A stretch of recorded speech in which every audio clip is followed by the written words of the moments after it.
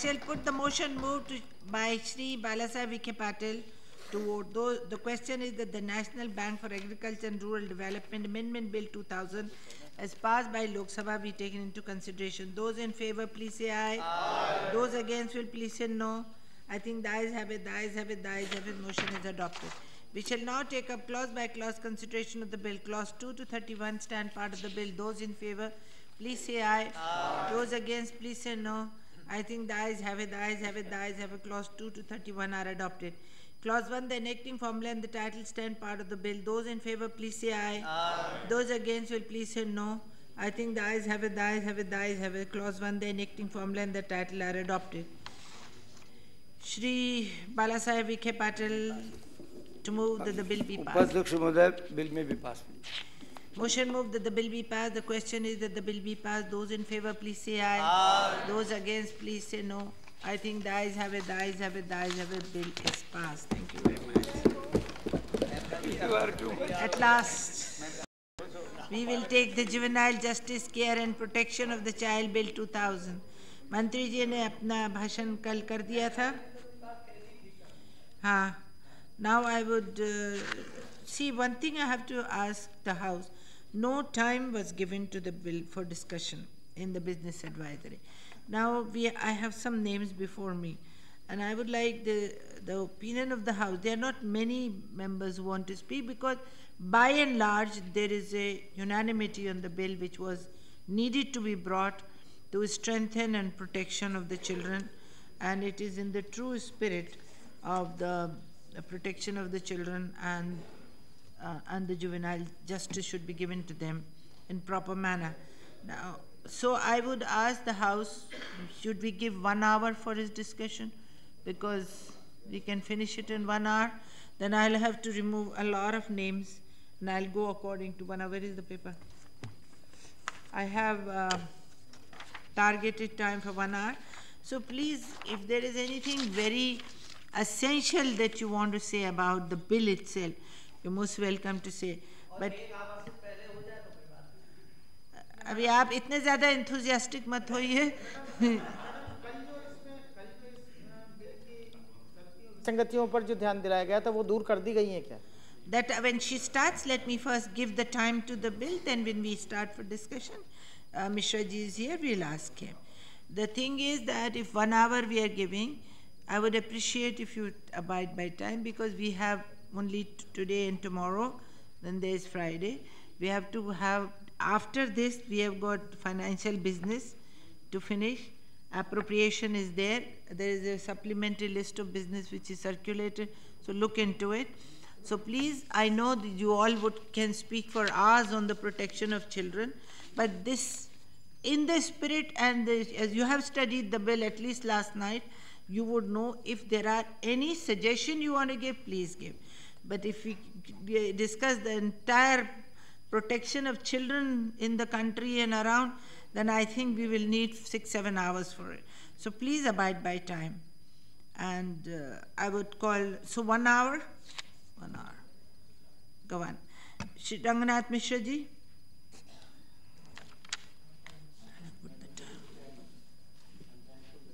Opportunity to talk on this subject. I appreciate that it is Government of India's obligation to have municipal supportive legislation to implement the Convention on the Rights of the Child. I congratulate the Minister that she has been able to take up the topic or the subject, but I have not been very happy with the bill as presented. It's all well known to all of us that the lawmaker, that is this House, along with the Lok Sabha, applies its mind at one point of time. And once the bill is transformed into a statute, this House has nothing more to do with it. Thereafter, it becomes the jurisdiction of the court to start interpreting. While this House talks once, the interpreting authority is entitled to keep on dealing with the matter as and when it comes. It's therefore necessary that the single application by this authority should be done in such a way that there will be no loophole in the law. The intention and the purpose for which the law is made should be available in clear terms, and the legislation should be such that it serves the purpose for which it is made. This House is also entitled to a mistake-free bill. As we find from this bill, I have been able to detect about 40, there will be probably many more really appearing in the bill which require correction. I have, in terms of what transpired yesterday afternoon, handed over a corrected copy, with the suggestions of correction, to the minister as also to the law minister.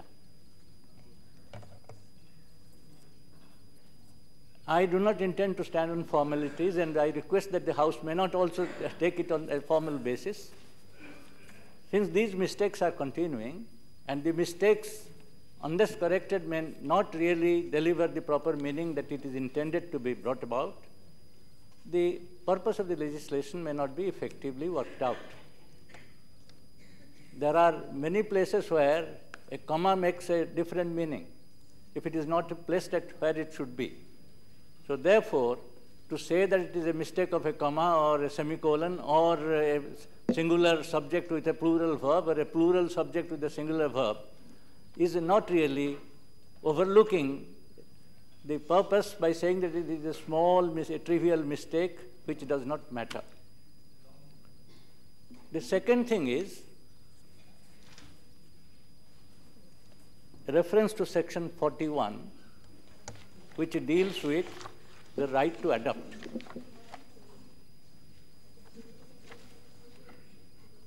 Yesterday I had pointed out, and I would like to reiterate, that the Hindu Adoption and Maintenance Act, 1956,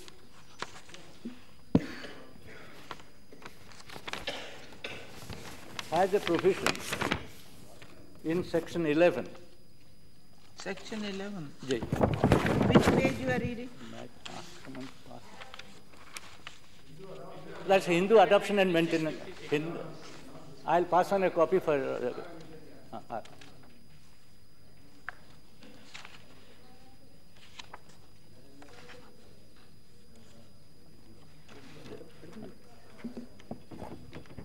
Section 11 is the lower portion of what I have passed on.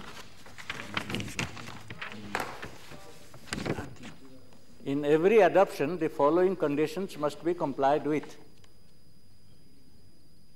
One, if the adoption is of a son, the adoptive father or mother by whom the adoption is made must not have a Hindu son, son's son, or son's son's son, whether by legitimate blood relationship or by adoption, living at the time of adoption. This means that if you have a son, you are not entitled to adopt a son. Similarly, there's a provision in the second clause about a daughter.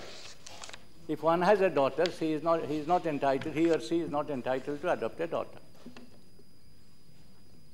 This provision applies to Hindus, Jains, Buddhists, and Sikhs. That is available at the top portion of the same page. Application of the Act.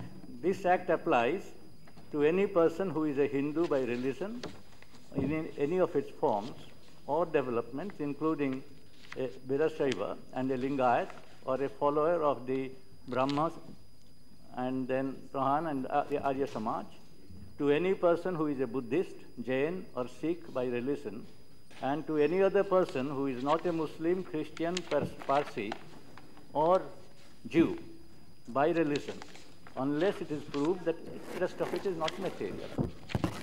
So therefore, this is the personal law applicable to Hindus, which does not permit an adoption if you have already a natural or adopted son. Section 41 of the present legislation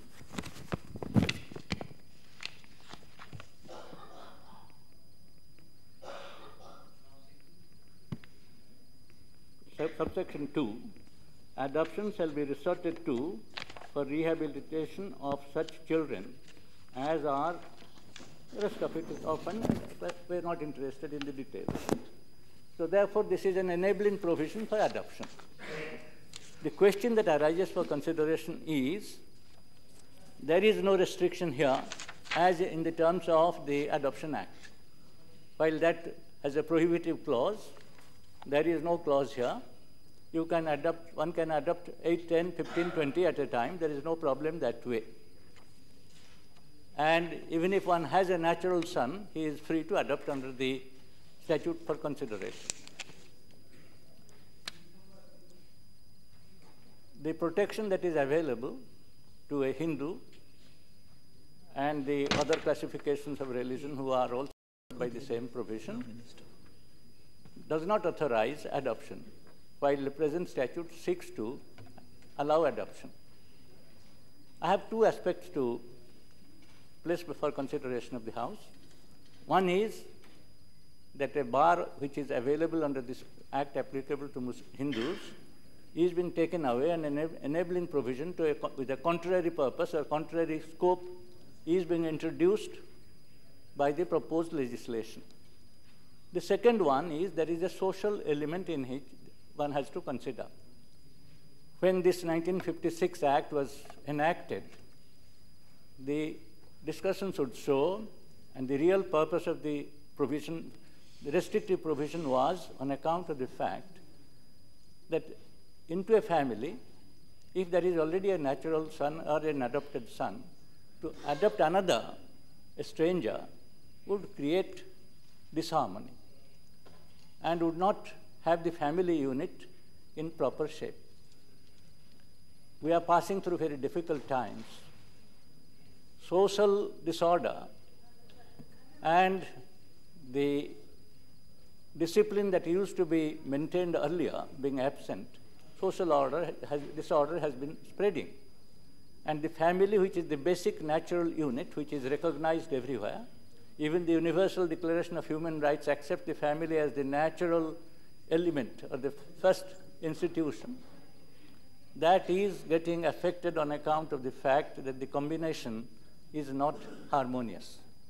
If you import another from outside, with a natural son and an adopted son being together, it's bound to be dispute, bound to be chaos, and bound to be disharmony. Therefore, the real legislative purpose behind the bar introduced in the 1956 Act, Hindu Adoption Act, really was for that purpose, that the homogeneity of the family may not be disrupted by introducing an alien element into the family. And if you have already a son, there's no point in introducing another or duplicating that. If that is taken into consideration, probably it will be easy to understand why such a restrictive provision is beneficial. I personally feel many of you may have the occasion to see a family disrupt on account of almost a similar situation. In court, as a lawyer, as a judge, I have handled many such cases where a family has disrupted on account of the fact that a stranger has been introduced and homogeneity has not been able to develop between the natural son and the adopted son. We have cases where for quite some time after marriage a child is not born, and thinking that the couple is growing and becoming old, they think of adoption. Soon after adoption, a natural child is born and brought into the family. Between the natural son, who is born later, and the son who has been adopted already, there used to be a series of disputes. Earlier, it used to be that half of the share that used to be given to the adopted son after a natural son is born was natural son would get double of the adopted son. But this is no more available that way, and the system has got therefore to be rationalized. If this be the consideration that the family must be saved and disruption should not come, homogeneity should be maintained, one appreciates the ban, the restriction. And if that was there, that should not be taken away. So two aspects I submit. One is that the restrictive provision in the Hindu Marriage Act should be taken into consideration as applicable to the people to whom it applies, the classes to whom it applies, and that should not be allowed to be taken away by the proposed legislation. The second one is the restrictive provision is socially a reasonable one and therefore should not be done away with. Both should be maintained. I have suggested an amendment for consideration. मैं तो इनकी वजह से बैठी हूँ meeting को 45 minutes Yes. Now it is equal share. Yes, now it is equal share. And in the case of other communities, what is the provision? The There is no law Christian, at the the moment. Muslim, That no adoption is possible. no adoption. No adoption is possible.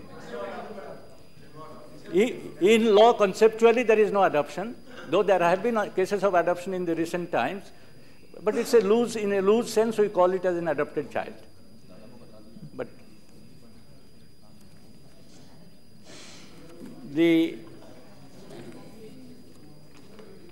I have suggested an amendment to Section 41 to only to put it that the provision be made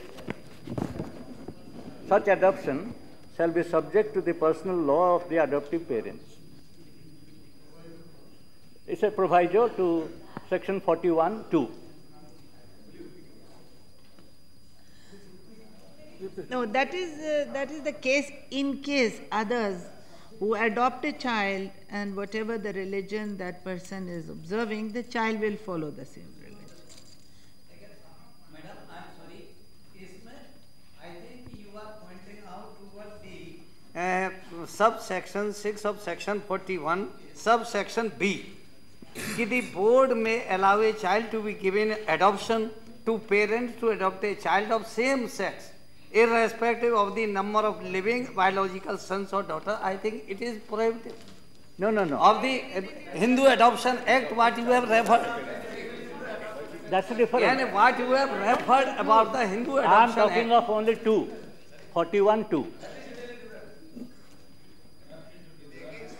I am mentioning here of 41(2), which authorizes adoption, and I want that this adoption should be subject to the rider, that it will be subject to the personal law of the adoptive parents.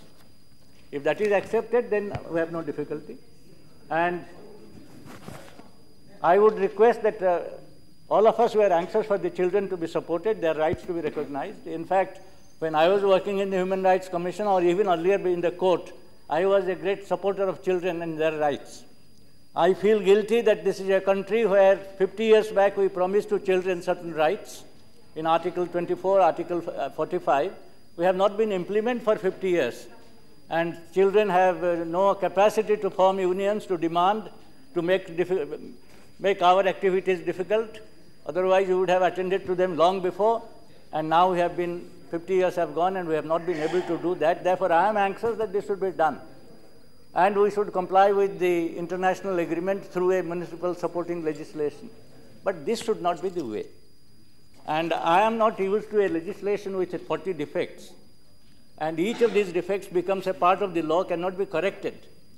And if it is taken out before a court, the court is bound to make a comment about it. Why should we exhibit such conduct is also a matter for consideration.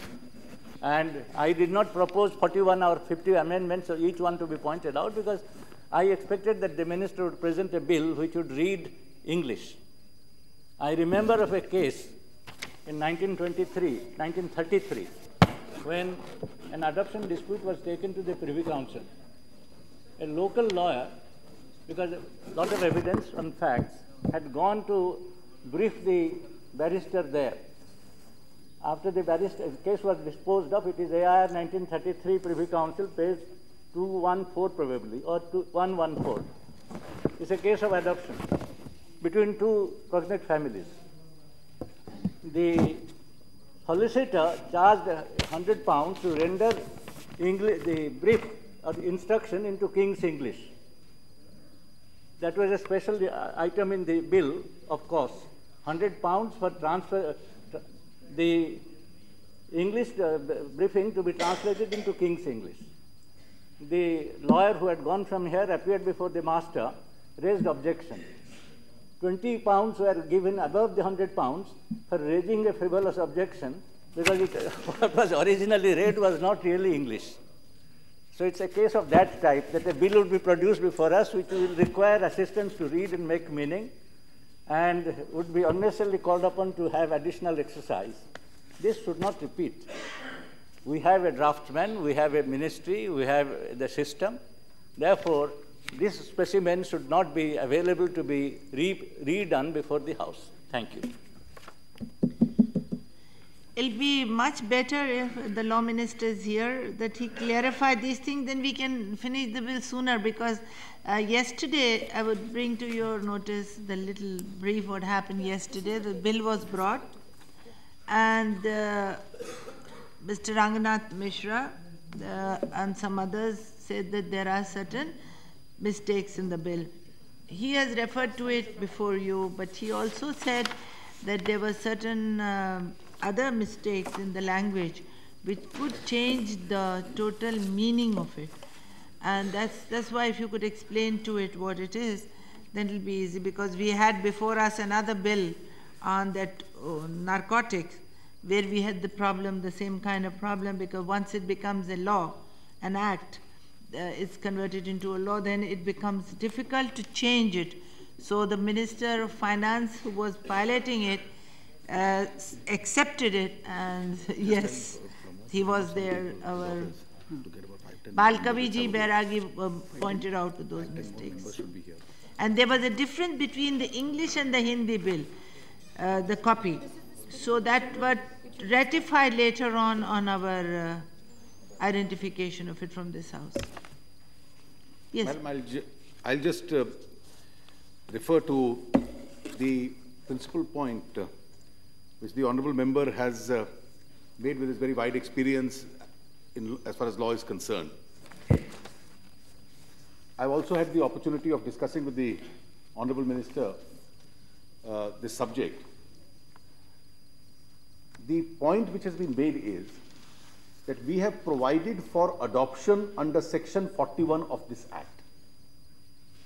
This adoption which has been provided for, and the scheme of adoption which has been provided for, may run contrary to the Hindu Adoption and Maintenance Act, particularly the provisions of Section 11(6), subsection 6 of that Act. Under the Hindu Adoption and Maintenance Act, the restriction is, and this was a restriction considered appropriate in 1956, the restriction was that if you had a son of your own or a grandson of your own, you could not adopt another son, because they probably felt at the time when the bill was drafted that the new son which is adopted, even after adoption, may remain a neglected child in the family and may not get fair justice. That's probably the reason. Similarly, a provision was there that if you already have a daughter or a granddaughter, then you are barred from adopting daughters. Now, that's as far as the law of adoption is concerned. That law is applicable only to those who are Hindus, Jains, Buddhists, on whom that law is, Sikhs, whom that law is applicable. Now, this legislation which has been brought is a social legislation with a social purpose and does not deal with a primary emphasis on adoption. The primary emphasis of this is that we have lakhs and lakhs of abandoned, neglected and orphaned children in this country. In every city, you have street children, you have children in orphanages. Therefore, there has to be some scheme under which rehabilitation of those children can take place. Section 40 of this Act mentions that the rehabilitation and social reintegration of a child shall begin during the stay of a child in a children's home or a special home. So you create these institutions.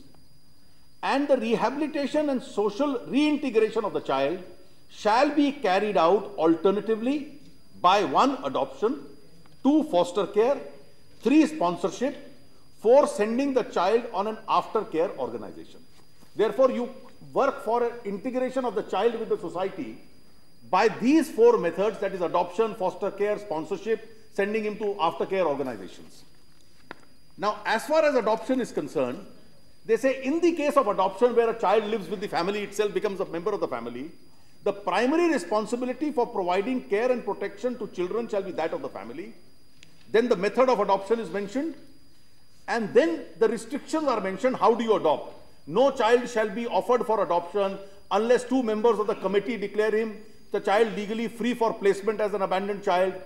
And then it says, the board may allow children to be given in adoption to a single parent, which is contrary to the scheme of the 1956 Act, and to parents to adopt a child of the same sex, irrespective of the number of living biological sons and daughters. So we are now trying to consciously make a departure from the 1956 law. And the reason being that this law has nothing to do with the religion either of the child or the parent. This law is not a personal law. This law has nothing to do with religion. This law has to do something to do with a social purpose. The social purpose being that millions of abandoned children or neglected children or orphaned children must be picked up, either sent to the homes or be sponsored by well-to-do people, or even be adopted into the families of those affluent people. Now, this law is intended to encourage people who may be well off, commercially, economically, socially well off, who have the resources, they may have a house, they may have children, and they yet agree that to pursue a social purpose, we must either sponsor one child or take one child into adoption and develop that child, grow up that child as a member of our own family.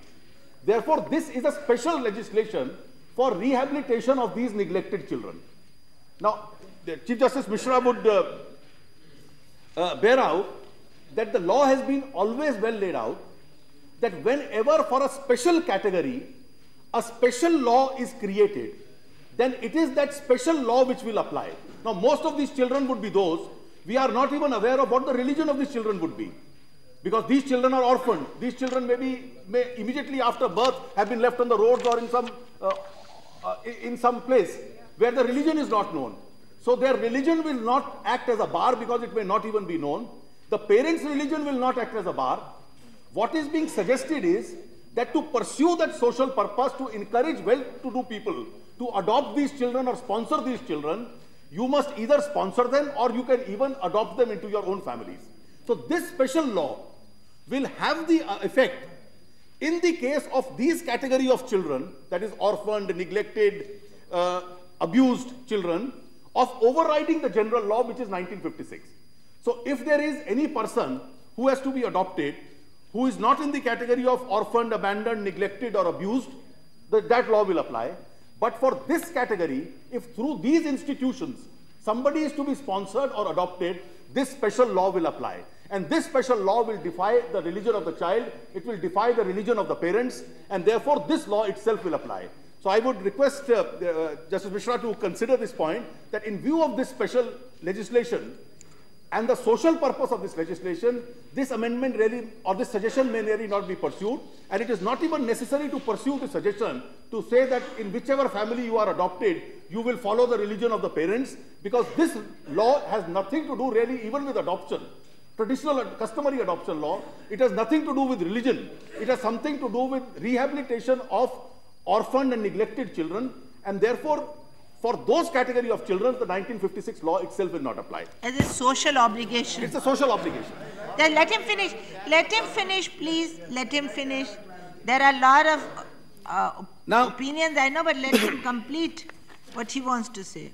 Now, the effect of this, the second point which has been raised is, it's a general point that there are certain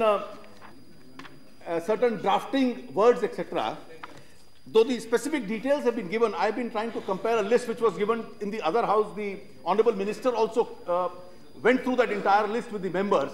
If there is anything specific, I'm certain the Honorable Minister could go into those questions, but from what was given to us in the other house, it was discussed at length and it was found that really there is no inconsistency, because a large number of the amendments really related to use of word the, some related to replacing it with a more suitable phrase. But the tenor of each of those clauses where those words have been used substantially is not any different whether those words are there or are not there. So I would request the Honourable Member to consider if any such area where the use of a particular phrase is creating a different emphasis as such.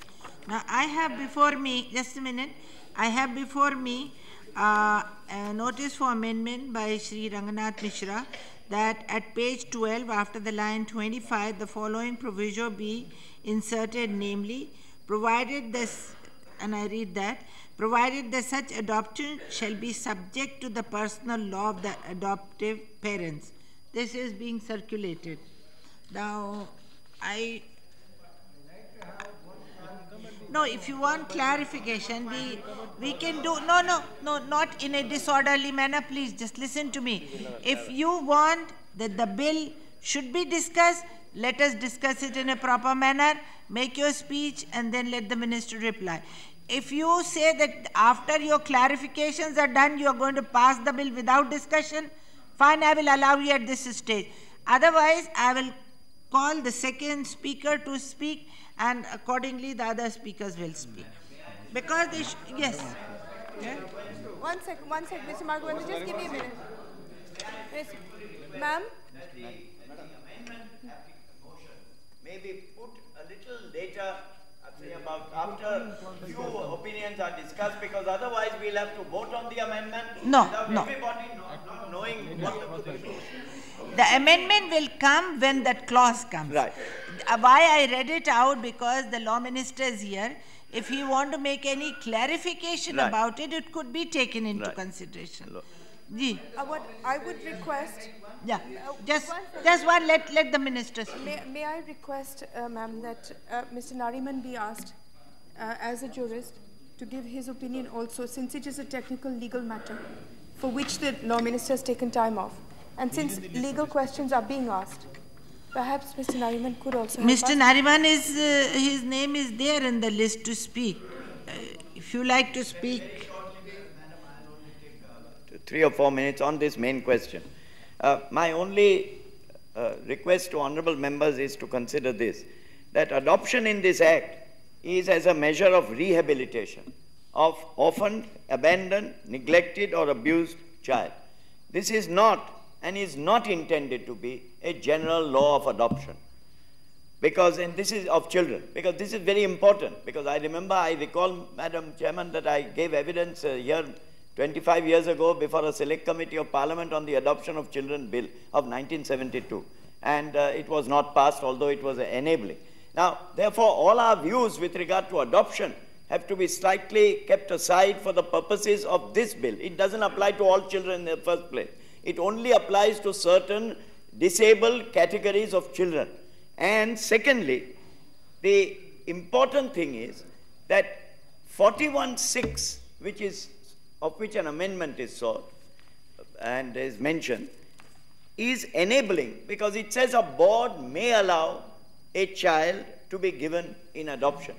Now, whether it may allow having regard to the personal law or it may not allow having regard to that personal law is a matter on which the board would have to take a decision in each individual case.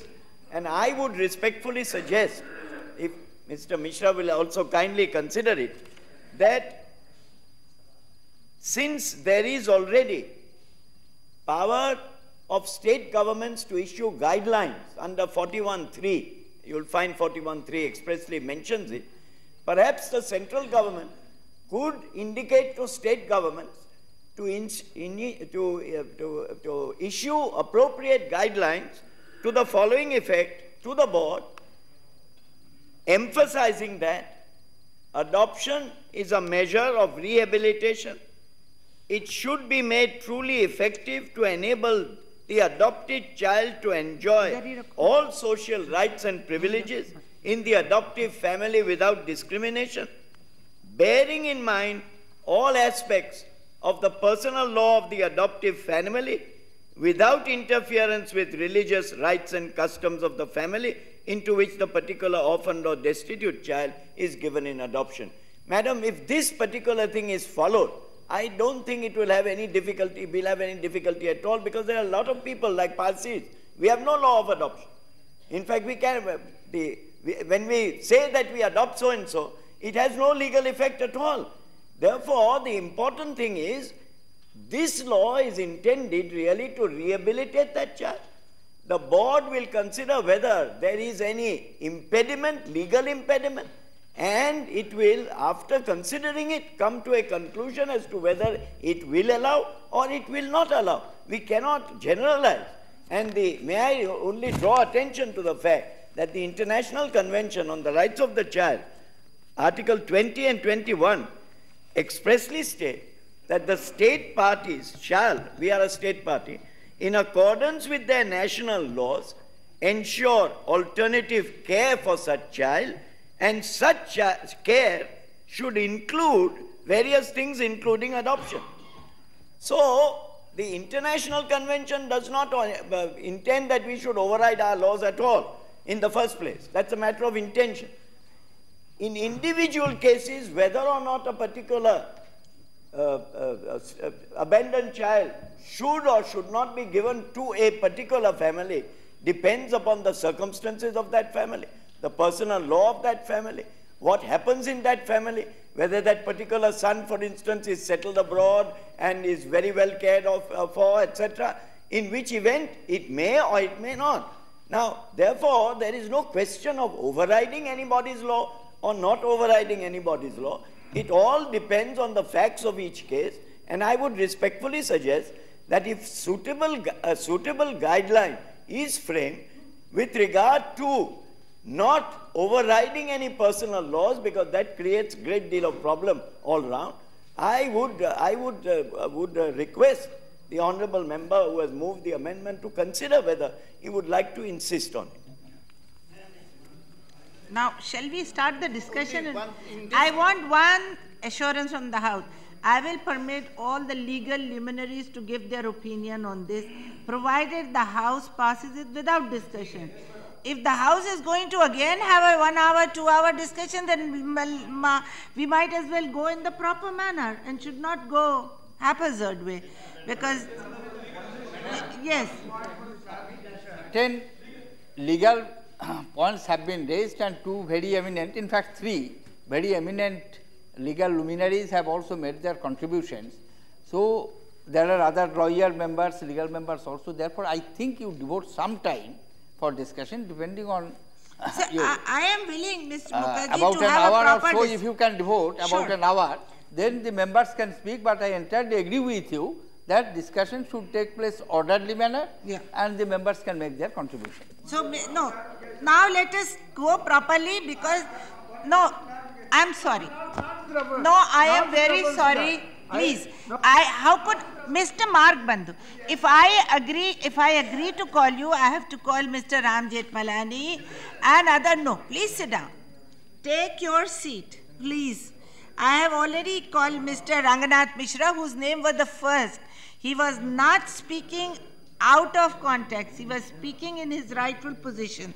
So that's done. Now I'll call Srimati Savita Sada. She there? Nahi? Okay.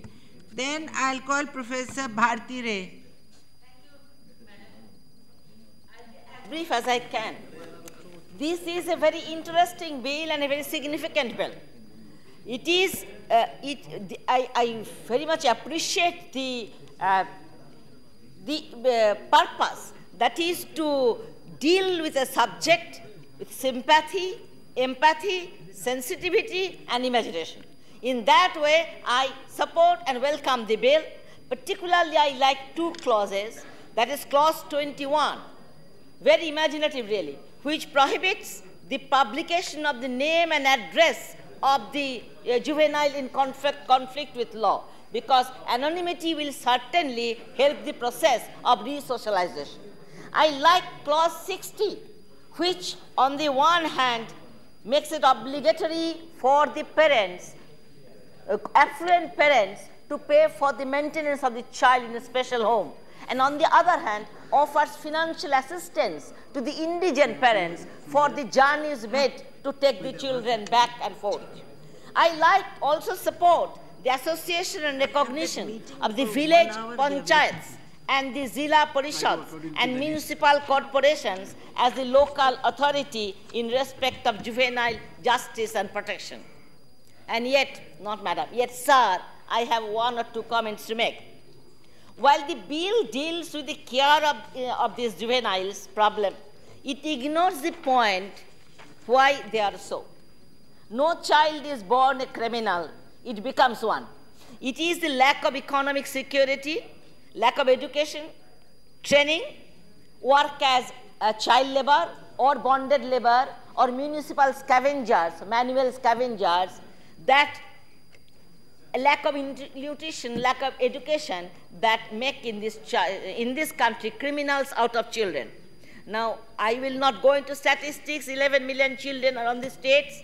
4 lakhs out of 9 lakhs prostitutes are minor girls. As my minister knows that every 3rd case of rape is of a minor.